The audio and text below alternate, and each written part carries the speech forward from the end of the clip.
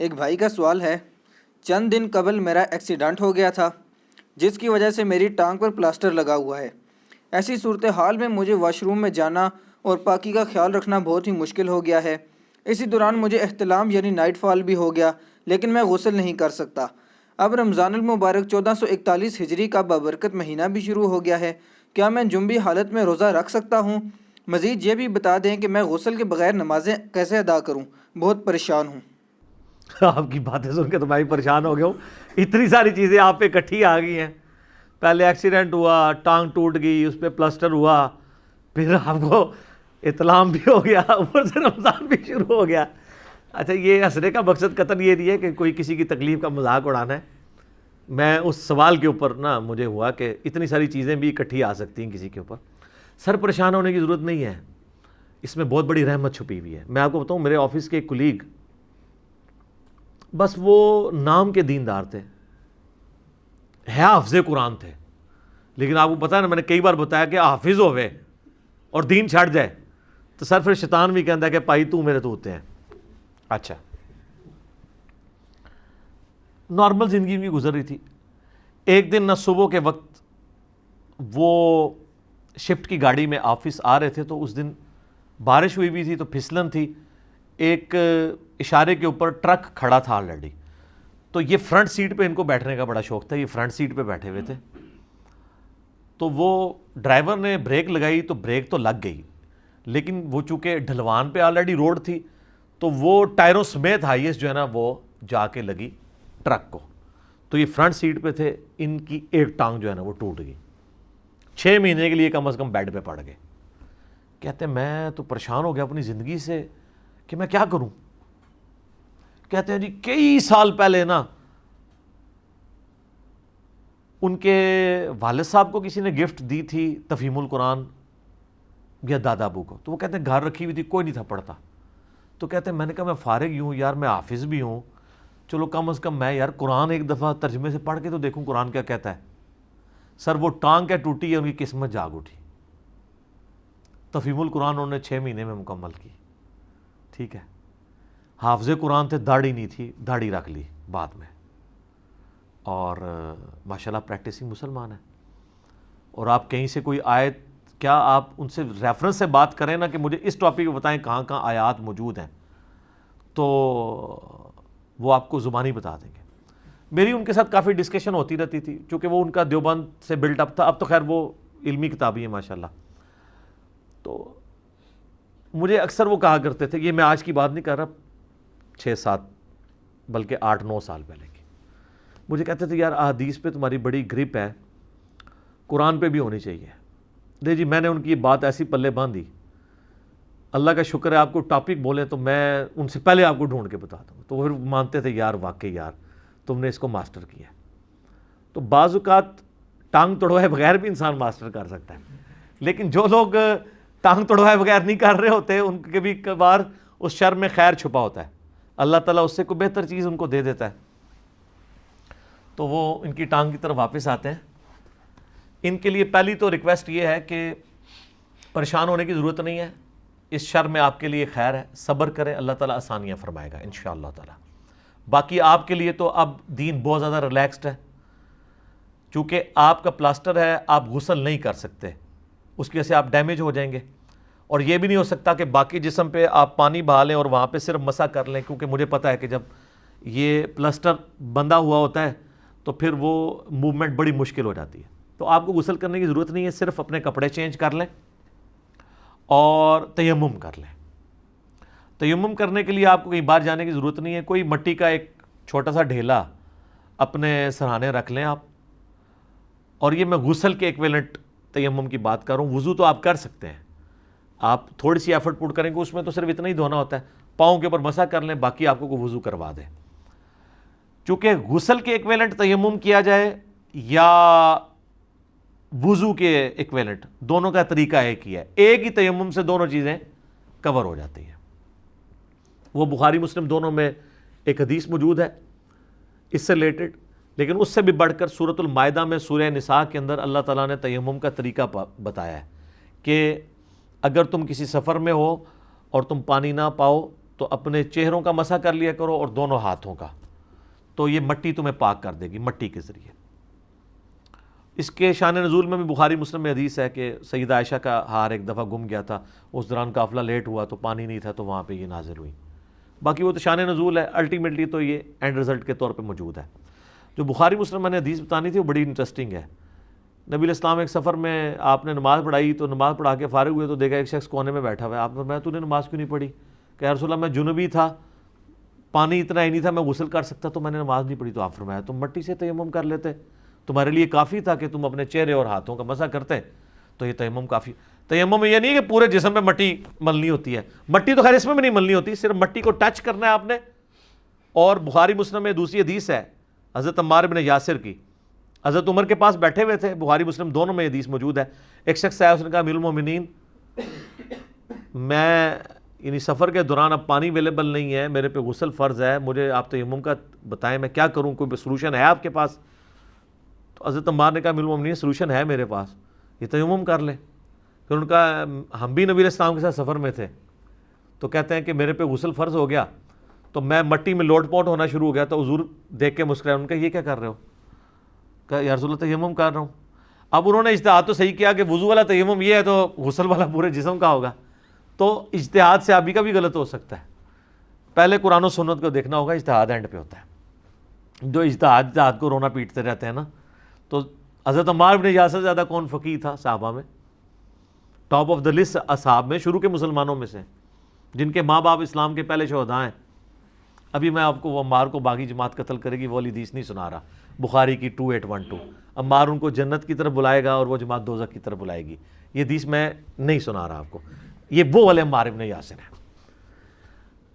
تو عمار نے کہا کہ اے امیر المومنین میں آپ کو بتاتا ہوں یہ میرے ساتھ ہوا تھا، تو حضور نے کہا یوں کر لو، اور اس میں انہوں نے کہا کہ مٹی پہ ہاتھ مارو اور پھر پھونک مارو۔ پھونک مارنے سے یہ ہوگا کہ مٹی اگر لگ گئی، وہ یہ نہیں کہ مٹی ہونی چاہیے اس طرح، ایون دیوار پہ بھی عام جو مٹی لگی ہوئی ہوتی ہے نا، یا ٹرین کے ڈبوں پہ بھی، یا جو گاڑیاں کھڑی ہوئی ہوتی ہیں باہر روڈ کے اوپر جن پہ ہلکی سی گرد ہوتی ہے، آپ ہاتھ لگائیں تو ہاتھ کا نشان بن جاتا ہے، وہ کافی ہے آپ کے تیمم کے لیے۔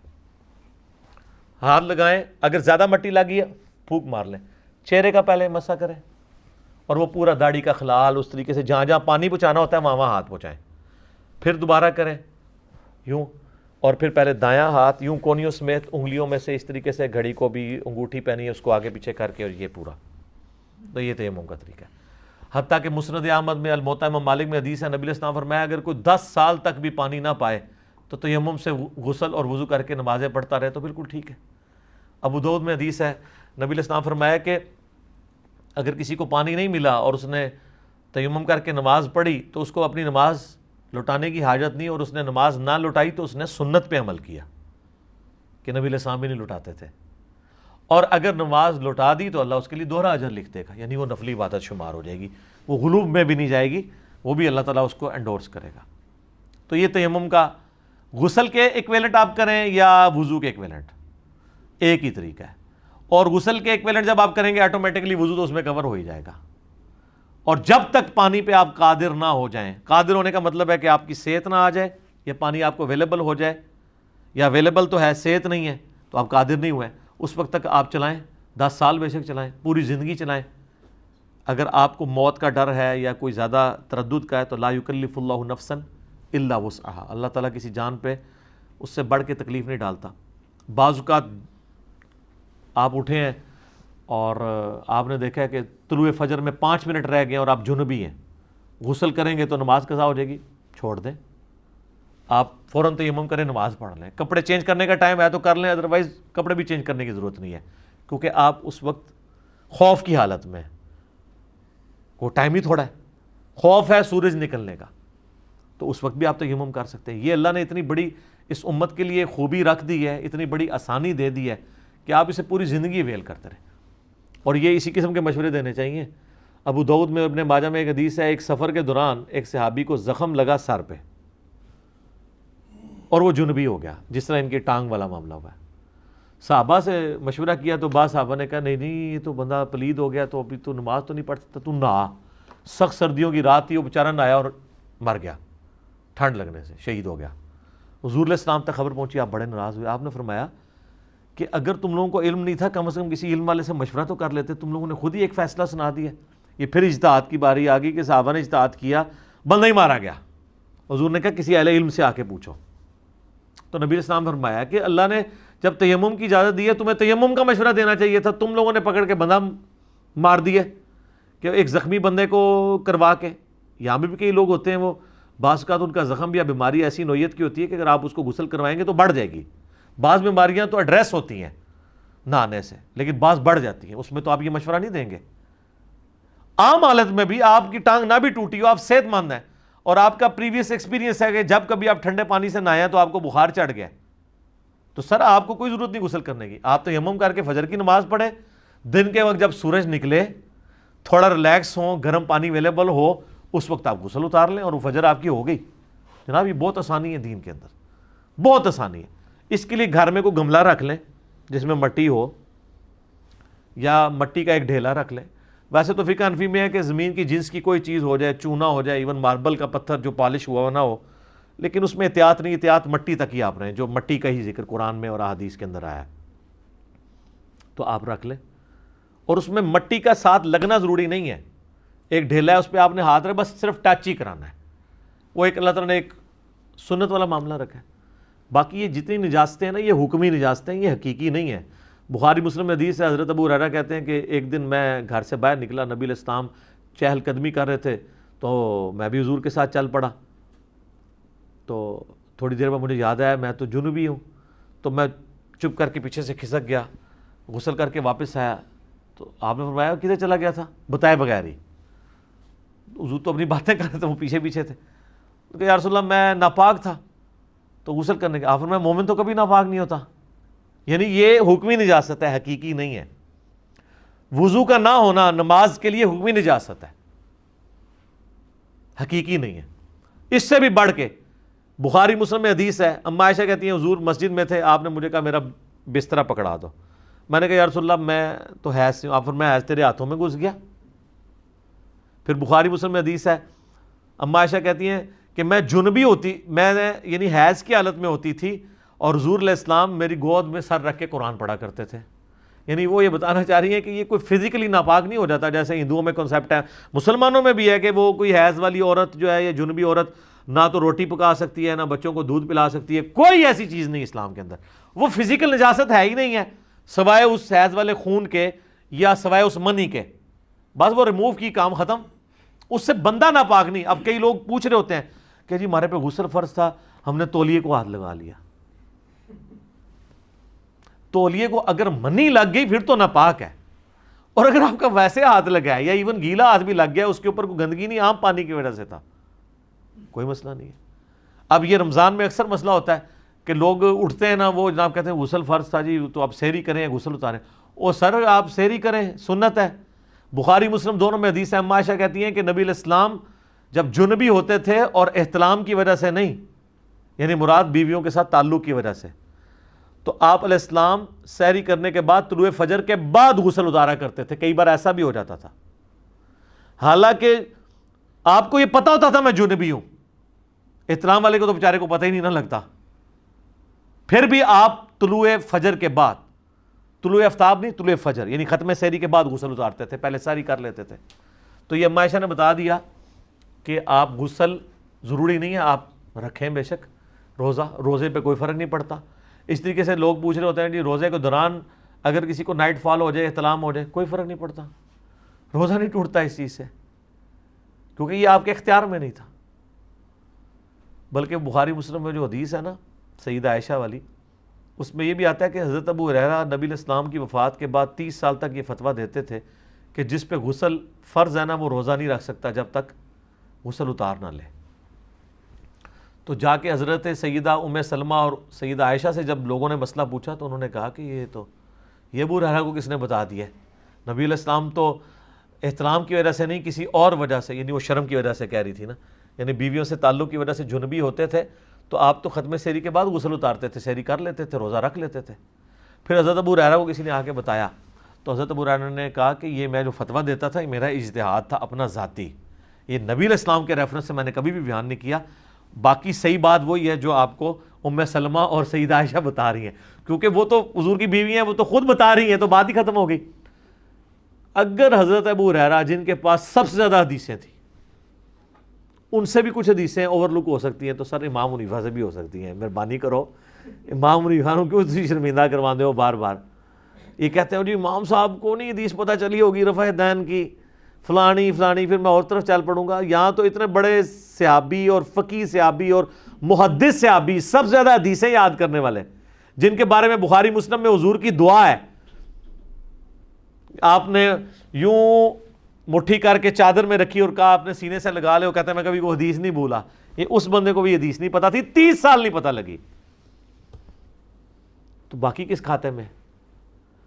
لیکن آج مبارک دور ہے جناب، ایک ایک امام نے جو محنت کی ہے نا اپنی اپنی زندگیاں لگا کے، ایک ٹچ کے اوپر آپ کے پاس ہے ہزاروں سال کا علم۔ یہ اللہ نے اس مبارک دور میں آسانی کر دی ہے الحمدللہ۔ یعنی بڑے بڑے ائمہ کے پاس اتنی حدیثیں نہیں تھی جتنی ہمارے پاس، انہی کی محنت سے ہمارے پاس ہے۔ اچھا یہ جب میں باتیں کرتا ہوں کہتے ہیں اپنے آپ کو بڑا کہتا ہے، بڑا تو تب کو جب میں نے کوئی کتاب لکھ کے دی ہے، میں تو انہی اماموں کو ٹریبیوٹس پیش کرتا ہوں کہ ان کی محنت ہے۔ لیکن آج بھی وہ زندہ ہو تو وہ بھی حیران ہو جائیں کہ یار دیکھو امام بخاری امام مسلم نے تو حدیثوں کے نمبر بھی نہیں لگائے ہوئے تھے۔ امام بخاری امام مسلم کے سامنے اگر ان کی اپنی بخاری رکھ دی جائے نا اور ان کو کہا جائے کہ آپ یہ حدیث ڈھونڈیں، یہ کہاں ہے، ان سے پہلے ہمارے لڑکے ڈھونڈ سکتے ہیں، کیونکہ ہمیں نمبر پتہ ہے۔ مثلا اگر امام مسلم سے کہا جائے کہ آپ یہ ڈھونڈیں حدیث کہاں ہے، کہ علی سے محبت نہیں رکھے گا مگر مومن، علی سے بغض نہیں رکھے گا مگر منافق، تو امام مسلم کو کتاب الایمان کھولنا پڑے گا نا۔ ہمارے لڑکے کہیں 240 ہے جی۔ امام بخاری سے اگر ہم کہیں کہ یہ آپ ذرا ڈھونڈیں حدیث یہ آپ نے کہاں لکھی تھی کہ عمار کو ایک باغی جماعت قتل کرے گی، عمار ان کو اللہ اور جنت کی طرف بلائے گا اور جماعت دوزخ کی طرف بلائے گی، تو ان کو سینکڑوں صفحے کھولنے پڑیں گے۔ ہمارے لوگ کہیں گے سر 2812 حدیث ہے، اے ٹھک مار کے اے سر سند تسی لئیے سر، ساڈی کوئی کنٹریبیوشن نہیں، یہ تسی کیتی سی محنت۔ ایون قرآن کی آیات کے نمبر نہیں تھے۔ آج اگر آپ کسی صحابی سے کہنا کہ جو آیت ہے ان اللہ و ملائکتہ یصلون علی النبی صلوات بر محمد و آل محمد اللہم صلی علی محمد و علی آل محمد، یہ قرآن میں کہاں ہے؟ وہ کہیں گے سورۃ الاحزاب میں ہے۔ اور آپ ان سے پوچھیں گے کتنے نمبر پہ ہے، وہ کہیں گے میں نے تو نہیں، نمبر تو نہیں میں نے گنا ہوا، لیکن ہم نے تو اپنے جگہ جگہ کارڈ پہ لکھا ہے سورۃ الاحزاب آیت نمبر 56۔ اس وقت نمبرنگ نہیں تھی۔ تو سر یہ جدید دور میں اللہ نے جتنا ہمیں نبی علیہ السلام کے مبارک زمانے سے دور کیا ہے نا، اتنا ہی ہمیں فیسیلیٹیٹ بھی زیادہ کر دیا ہے کہ تھوڑی سی محنت سے جناب آج آپ ہر چیز ایک ٹچ کے اوپر آپ کے سامنے، ہر زبان میں ترجمہ، مختلف فرقوں کے علماء کے ترجمے، علماء کی ترجمے نا۔ ہمیں لوگ کہتے ہیں علماء سے دور کر رہا ہے، میں نہیں تو علماء سے جوڑا ہے۔ آپ کے علماء کی کوئی قدر نہیں تھی محنت کی اگر ہم لوگوں کو نہ کتابوں کے ساتھ جوڑیں۔ یہ میری زائد بھائی سے اکثر بات ہوتی ہے، اسلام 360 والے لوگ تو کہہ رہے ہیں کہ میں نے کوئی بندہ لانچ کیا ہے، انہوں نے پیرلل میں کام کیا۔ بھائی میں ان کو ضرور ہے کہ بعد میں میری واقفیت ہوئی ہے تو میں ان کو ضرور مشورہ دے دیتا ہوں، مجھ سے گائیڈ لائنز لیتے ہیں اس حوالے سے، باقی میں نے نہیں، انہوں نے انڈیپینڈنٹلی، مجھے تو بعد میں ان کا تعارف ہوا ہے۔ لیکن وہ مجھے بار بار کہتے ہیں کہ اسلام 360 کا فائدہ اس لیے ہوا کہ آپ نے لوگوں کو حدیثوں کے نمبر اور یہ لوگوں سے انٹروڈیوس کرایا، ورنہ لوگوں کو تو 360 کا کوئی انٹرسٹ ہی نہیں تھا، نہ اس کو یوز کرنے کے ساتھ تھا۔ تو دیکھیں نا یہ ساری محنت ضائع جاتی اگر ایک پلیٹ فارم سے انٹروڈیوس نہ کروایا جاتا۔ اور ہم دونوں سے زیادہ کنٹریبیوشن ان لوگوں کی ہے کہ جن لوگوں نے اس وقت میں محنت کی ہے، آج وہ اس محنت کو دیکھیں گے تو خوش ہی ہوں گے، ان کا خون ہی بڑھے گا یار تو بڑا اچھا ہو گیا۔ جس طرح ہمیں جب پتہ چلتا ہے کہ جی ہماری ویڈیوز جو ہیں وہ کسی چینل کے اوپر چل رہی ہیں، کسی یوٹیوب چینل پہ آ گئی ہیں، کسی جگہ کوٹ کیا گیا، تو خوشی ہوتی ہے کہ یار چلو لوگ اپنے طور پہ دین کا کام کر رہے ہیں۔ تو اس میں کوئی جیلسی والا فیکٹر نہیں ہوتا، خوشی والا فیکٹر ہوتا ہے۔ تو وہ تیمم والی بات تھی، وہ روزہ بھی رکھ سکتے ہیں اور اپنا غسل بھی اتار سکتے ہیں، نماز بھی پڑھ سکتے ہیں، کپڑے وغیرہ اپنے وہ چینج کر لیں۔ تو باقی موجے ماریں، جتنا عرصہ یہ مسئلہ ہے تیمم کے ساتھ کام چلاتے رہیں۔ اور تیمم وہی چہرے کا مسح اور دونوں ہاتھوں کا کونیوں سمیت۔ حدیثوں میں ویسے یہاں تک بھی مسح رپورٹ ہوا ہے، کونیوں تک بھی ہوا ہے اور بغلوں تک بھی ہوا ہے، لیکن زیادہ حدیث جو ہیں کونیوں تک کی ہیں، اور وہ بہتر بھی لگتا ہے کیونکہ نماز کے لیے جو وضو کرتے ہیں وہ بھی کونیوں سمیت ہوتا ہے، تو کونیوں تک والا کر لیں۔ تو باقی نہ اس میں آپ نے پاؤں دھونے ہیں نہ سر کا مسح کرنا ہے، صرف چہرے اور دو کونیوں کا دونوں ہاتھوں کا، تو آپ کا وضو بھی ہو گیا، غسل بھی ہو گیا تیمم کے اگینسٹ. اسے تیمم کہتے ہیں، لیکن نیت ضروری ہے. ٹھیک ہو گیا.